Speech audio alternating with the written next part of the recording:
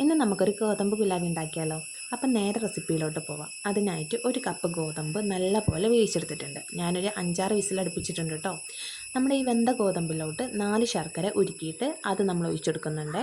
നല്ല പോലെ മിക്സ് ആക്കുക. ഇനി നമ്മുടെ ഈ ഒരു ഗുലാബി ഒന്ന് തിക്ക് കൂടാൻ വേണ്ടിയിട്ട് നമ്മുടെ പത്തിരിപ്പൊടിയില്ലേ, അതിൽ ലേശം വെള്ളം ഒഴിച്ചിട്ട് അത് നമ്മൾ ഇതിലോട്ട് ഒഴിച്ചെടുക്കുക കേട്ടോ. എന്നിട്ട് നല്ല പോലെ ഒന്ന് മിക്സ് ആക്കുക. ഇതിന് ശേഷം നമ്മൾ അടുപ്പിലോട്ട് നമ്മുടെ ഈ ഗുലാബി ഒഴിച്ചെടുക്കുകയാണ്. എന്നിട്ട് നമ്മൾ 500 പാലാട്ടോ ഇവിടെ ഒഴിച്ചെടുക്കുന്നത്.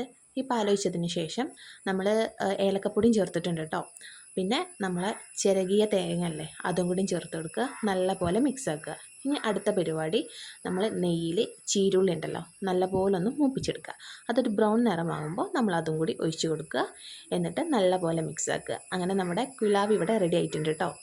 ഇനി നേരെ ക്ലാസ്സിലോട്ട് പാരുക, കുടിക്കുക. അപ്പം നമ്മുടെ ഗുലാബി ഇഷ്ടമായിട്ടുണ്ടെങ്കിൽ ലൈക്ക് ചെയ്യാൻ മറക്കണ്ട. പിന്നെ നമ്മുടെ ചാനലൊന്ന് സബ്സ്ക്രൈബ് ചെയ്യുക. എല്ലാവരും ഒന്ന് ട്രൈ ചെയ്ത് നോക്കുക കേട്ടോ.